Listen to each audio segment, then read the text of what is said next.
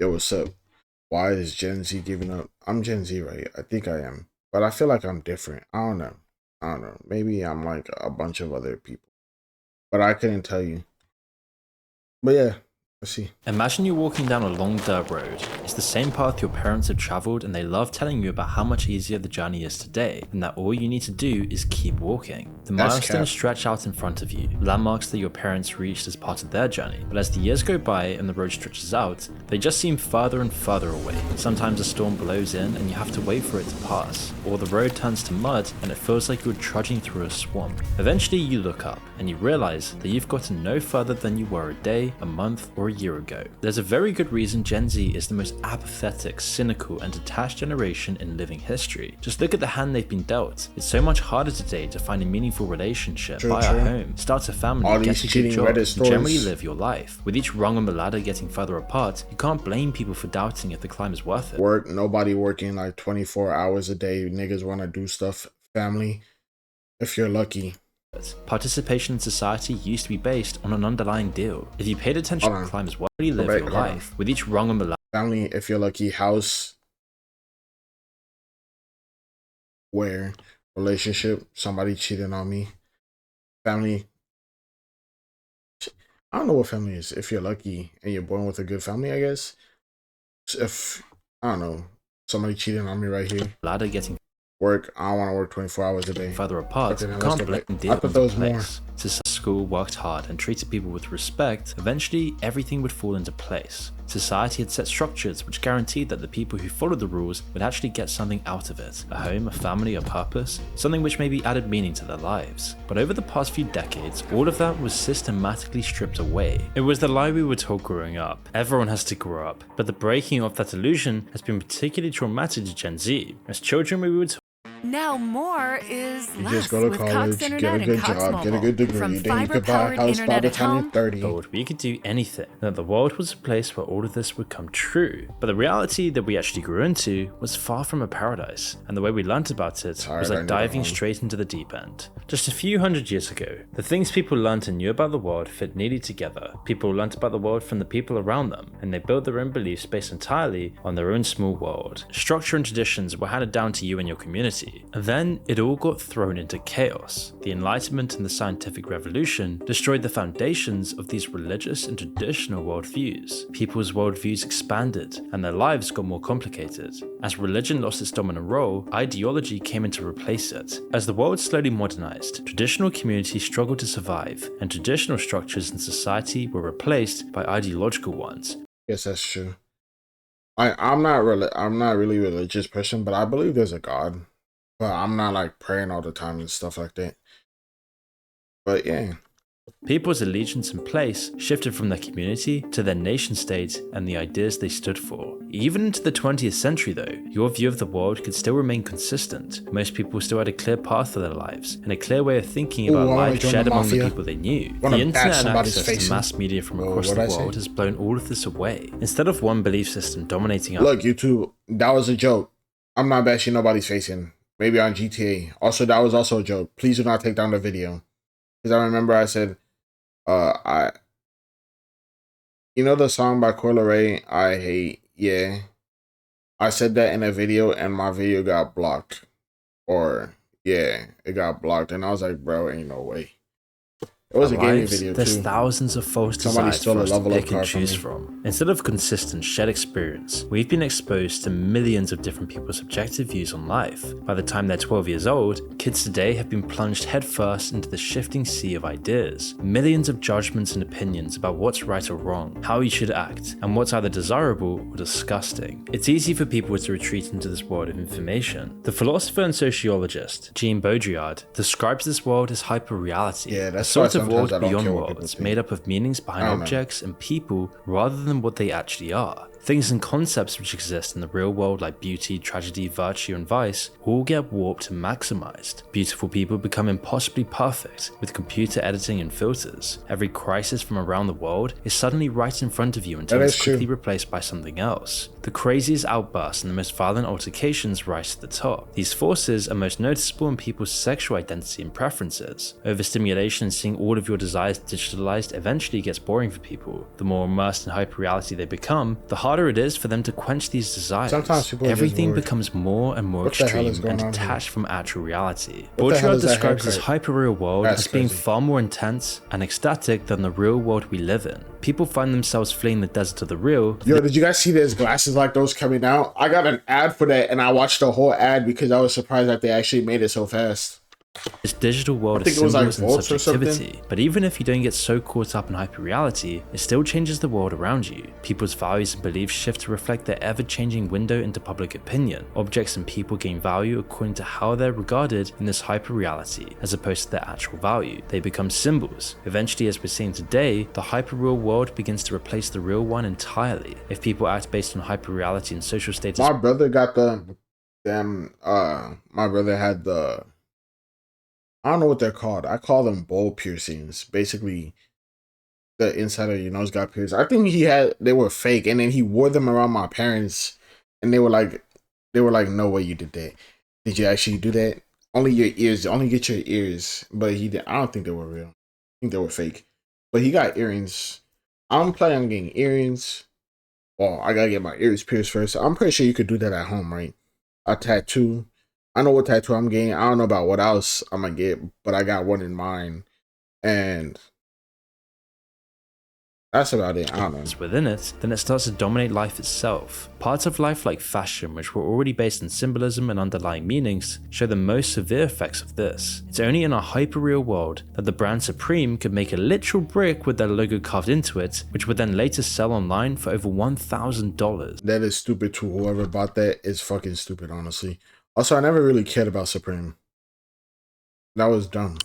Living in this world, and especially growing up in it, makes it much harder for people to find actual meaning. When everything only has value based on shifting opinions and an invisible social hierarchy, nothing has any permanent meaning behind it. This hyperreality becomes all the more tempting when you put down the phone and take a real look at today's world. Following the advice of the people who came before us doesn't work too well. The world has changed so much in recent history that the roadmap they followed just doesn't work anymore. Finding someone special, settling down, buying a home and having children just isn't feasible for most people. And the root of the problem is economic. When you look at what it takes to reach these integral parts of life today compared to 20 or 50 years ago, it puts it all into perspective. Let's start with the US. Here's the home price to median household income ratio over time. It measures how many years it would take, saving all the money the average American household earns, to buy a family home. From 1965 to 2000, it hovered around 3.5 to 4.5, a healthy ratio that meant that homes were usually within the reach for most people, which isn't the case today at all. After years of stagnating wages, greedy bankers playing the system, and a global pandemic, we're closing in on 8. It would take 8 years of wages to buy just one home. The UK is even worse off on average. They blew past 8 years in 2015. Now it would take 9 years of wages to buy one house. In the big cities, it's even worse. To buy the average home in LA and comfortably pay the mortgage, you need to make over $220,000. That's a lot. In New York, the median house price is equivalent to over 10 years of income for the average household. New York is crazy.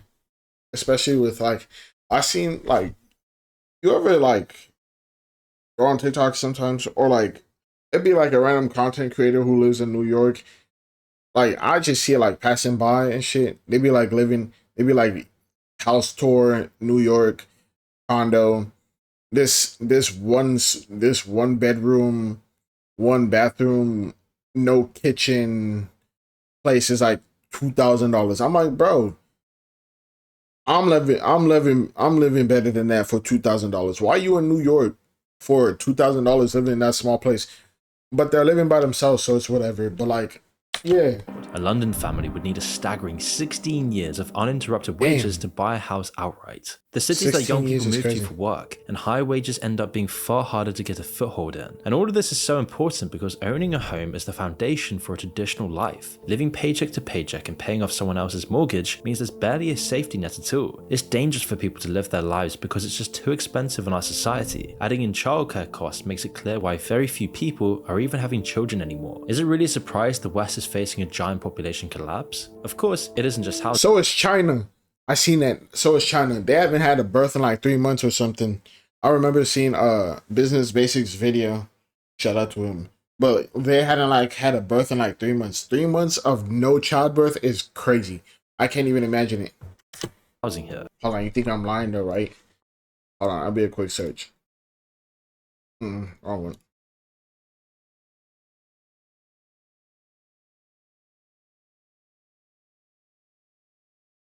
Business basics. See, look, no births in 3 months is crazy. 20 hours ago. How you not have a single birth? Like nobody fucking? It's crazy. 12 hours of work. The government that watches you do everything. Yeah, I wonder why. Who exactly is watching 1.2 billion people? It's trend, but there's a problem with companies not hiring anyone over the age of 35, really. We don't want to bring a child into such a terrible leadership either. Damn. Inflation has meant that everything's gotten so much more expensive. Corporate profit. Bro, I went to McDonald's hot and spicy in like high school. So 4 or 5 years ago. Used to be like, wait, 4 or 5 years. That would be 2020, right? No. Would it be 2020? I don't know when I went to high school. I always forget. But like high school, would it be high school freshman year or around there? It was like 116. Now it's like 132. I'm like, damn, nigga, that's crazy. That's Sharing and price gouging the haven't helped $1 either, but as everything has gotten more stores and expensive, even wages $1 have anymore. continued to stagnate for most. Since 1979, the bottom 90% of the US saw their income rise by around 24% adjusting for inflation. Meanwhile, it doubled for the top 1% of the country. Hyper-reality has distracted people from this. They still know it's happening, everyone's feeling the effects. But with the constant assault of useless information you're powerless to do anything about, it just gets swallowed up by the constant cycle. It acts as a release valve for people's rightful outrage. Real anger and emotions that would have been converted into real action end up in cyberspace instead. I mean, that's true, but I don't know what you would do about that. Like, because if you double how much people at the bottom are making, you're just gonna make other stuff more expensive, right? It's not like we could print out more money or it's gonna make our money less valuable, right? Isn't that how it's supposed to work? There they join the billions of So other how would that opinions and work? fade away into the background. Would you lower the price of stuff? Like would you just lower the price of rent? Would you lower the price of food? Like how would you fix that? I don't know. Like, because you can't print more money, but you would have to lower prices of stuff for it. But I don't know how that would work. Noise. Things go by so fast we're unable to process them. Humans just not built to deal with so much at once, and as a result, hyperreality all seems like a blur. Like you're traveling through it all so fast that you only get a sense of the underlying emotions. The algorithms manipulate this further and push content that makes people feel self-conscious or negative to the top. It doesn't help that we're going through a global crisis right now. Yeah. Bringing of a third world war, economic catastrophe, the world's a mess, and Gen Z knows. I seen that, and then there was like, I don't know what happened, but earlier today actually, while I was streaming, I think I was scrolling when I was watching that one video before I started this video. There was like, they're trying to make the drafting age 21 or something, so then Gen Z would have to be drafted or whatever, and people over there were like, yeah, we're not doing that. A bunch of Gen Z people were like, yeah, we're not doing it. They're like, I just got here, I'm not drafting. They're the ones who are going to have to clean it all up. And so applying Baudrillard's work to our world today illuminates the reasons behind how absurd and unreal it can all seem. The replacement of reality with hyperreality shifted the focus of everything to social status. Money is a good example. Generally, people's wages and the amount of money they earned was linked to the quality of their labor and how productive they were. Today, how much you earn is entirely based on your social status within the system. It's been to the benefit of both CEOs and the top OnlyFans models. They both earn their money not through the quality of their work or what they produce, but through their position at the top of the hierarchy. The focus on speculative value, as opposed to real value, has aided scam artists and snake oil salesmen as well. It's only in our modern world that Sam Bankman-Fried could convince top hedge funds and millions of people to invest in a Ponzi scheme. The result of all of this is a society which puts far more focus on the optics of equality whilst becoming even more rigidly ordered and stratified. Movement up the ladder becomes even harder despite the appearance of a constant march towards a more liberal society. So how do you survive in a world like this? Well, there's a few different routes people take. Lots of people detach entirely, completely leaving the desert of the real and retreating entirely into hyper-reality. It isn't an active choice, of course. The passive nature of consumption just goes hand in hand with the inaction of depression. Simple things like exercise and living life become harder and harder to do. As you sink into these lower levels, the nasty loop is that doing these things is what you need in the first place to break you out, but the more depressed someone is, the more difficult they become. There isn't one single cure to this, or some collection of words that will solve it. Everyone's journey is their own, and what people do have is their own personal strength and the people around them. Finding a natural reason to break free and carry on is completely different though. It's something philosophers have tried to solve for thousands of years, with middling results. Today, there's a few general approaches people try to use to find some sort of meaning. One approach has been championed by people like Andrew Tate to embrace hyperreality to the fullest. If social status is all that matters, then why not give in and make it the meaning behind your life as well? Andrew Tate calls this breaking out of the Matrix. But really, it's more similar to what Cypher did in the film than Neo. When he portrayed Neo and decided to go back into the Matrix, he represented embracing hyperreality. He accepted that even if the steak he was eating and the life he was living was fake and meaningless, he might as well enjoy the pleasures of it. Building social status, buying Bugattis, living in Dubai, having empty encounters with multiple women might sound like a 15-year-old boy's dream life, but in reality, that life never existed in the first place. It's an idealized image with little basis in true reality, expressed through heavily edited snippets and highlights. And even if you could live a life like that, it wouldn't add any real meaning to your life. You have no soul, you have no consciousness, you're not connected to any deeper purpose within inside of you. There will always be a faster and more expensive car. It is said that the eyes are but yeah, I'm not windows buying a of the faster soul, and expensive car just to buy a fast and expensive car. I'm buying a car that looks fucking fire, and that car is fire. Buy or a larger mansion to own. Treating everything and everyone like an object of social status also justifies awful and abusive behavior. Any belief system that reduces people into something else inevitably leads to tragedy. Whilst embracing hyperreality isn't the answer, rejecting it completely isn't either. It would sound ideal to just take your loved ones and go live in a cabin somewhere. Yeah, you can. You'd be free to live an authentic life in nature, but it just isn't very realistic. Most people can't afford to just leave society, and even if they can, it's hard to convince others to join you. And by cutting out a community, you're cutting out one of the most important needs in Maslow's hierarchy of needs. I don't have no friends. Okay, let me stop. Sense of connection with who? Family, I guess. Intimacy. Friendship. Safety needs. Okay, I guess I got personal security. Yeah, sure. Employment. Resources. Okay. Health. Property. Okay, bro, let me stop. At least I got air, water, food, shelter, sleep, clothing, and reproduction. Like, at least my esteem is I'm respect. Bro.